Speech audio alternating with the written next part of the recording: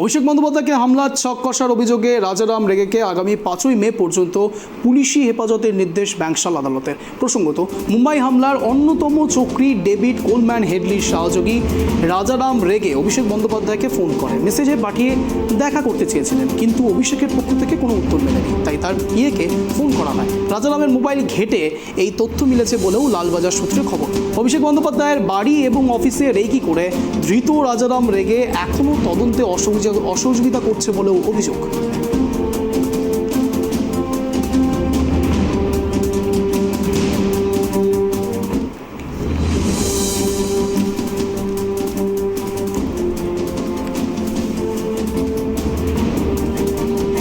আরও জানিয়ে রাখি, অভিষেক বন্দ্যোপাধ্যায় হামলার ছক কষার অভিযোগ রাজারাম রেগের বিরুদ্ধে, এবং এই রাজারাম রেগে কে আপনারা সবাই খুব ভালো করে জানেন। 26/11 মুম্বাই অ্যাটাকার, সেখানে একেবারে অন্যতম মূল চক্রী ছিলেন রাজারাম রেগে, এবং সেই রাজারাম রেগে এবার তার ট্রিগারে একেবারে মূল ফোকাসে অভিষেক বন্দ্যোপাধ্যায়। কিছুদিন আগেই ট্রাইব টিভি বাংলা এই খবর ব্রেক করে, এবং সেই খবরের মধ্যে নতুন শিলমোহর পড়তে চলেছে এমনই তথ্য মারফত জানা যাচ্ছে, এমনই সূত্র মারফত জানা যাচ্ছে।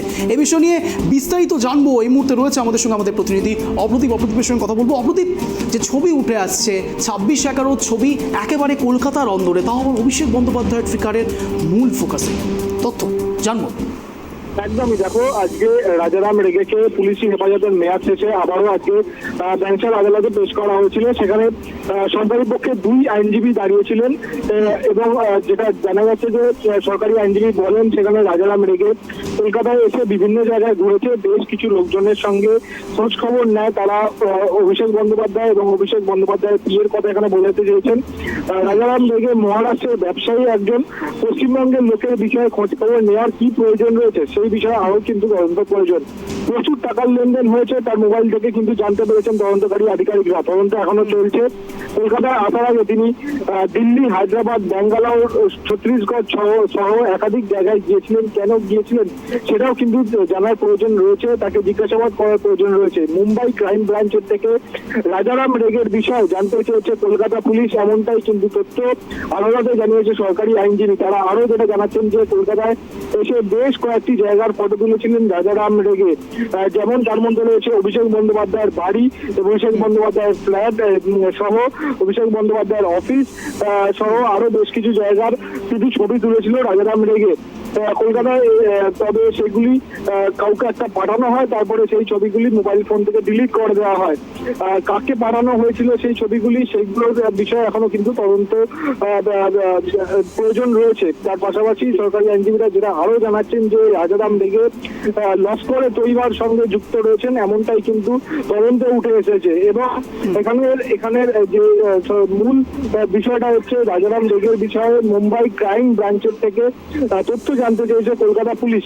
রাজারাম রেগের আইনজীবীর তরফে বলা হয় যেটা, যে রাজারাম রেগে যার সঙ্গে দেখা করতে চেয়েছিলেন অর্থাৎ অভিষেক বন্দ্যোপাধ্যায়, তিনি একজন জনপ্রতিনিধির সঙ্গে যে কোনো মানুষই দেখা করতে পারে।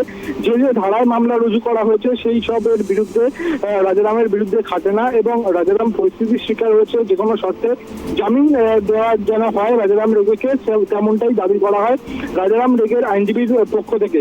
কিন্তু এখানে সরকারি আইনজীবীর যে তথ্য তুলে আদালতে পেশ করা, সরকারি আইনজীবীর তরফে যে তথ্য আদালতে পেশ করা হয়েছে সেটাকে শিলমোহর দিয়েছে আদালত, এবং আগামী 5ই মে পর্যন্ত রাজারাম রেগেকে আবারও পুলিশি হেফাজতে পাঠিয়েছে ব্যাংশাল আদালত। রাজারাম রেগেকে আরো জিজ্ঞাসাবাদের প্রয়োজন রয়েছে পুলিশ যেমনটা জানাচ্ছিল।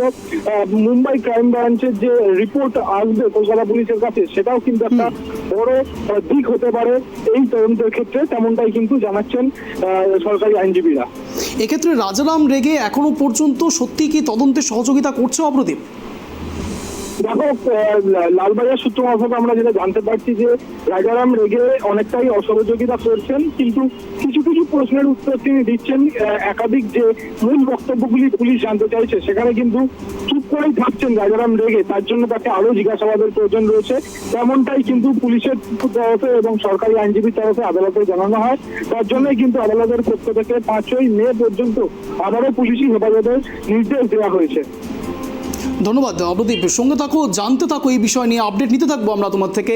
যে প্রশ্ন উঠে আসছে বারবার করে, সিকিউরিটির প্রশ্ন উঠছে, অভিষেক বন্দ্যোপাধ্যায় স্বয়ং এবার রাজারাম রেগের দিকে নজর রেখেছে এবং সেই রাজারাম রেগে যিনি 26/11 একেবারে মূল চক্রী, তাকে 5ই মে পর্যন্ত জেল হেফাজতে রাখার নির্দেশ দিয়েছে ব্যাংশাল আদালত।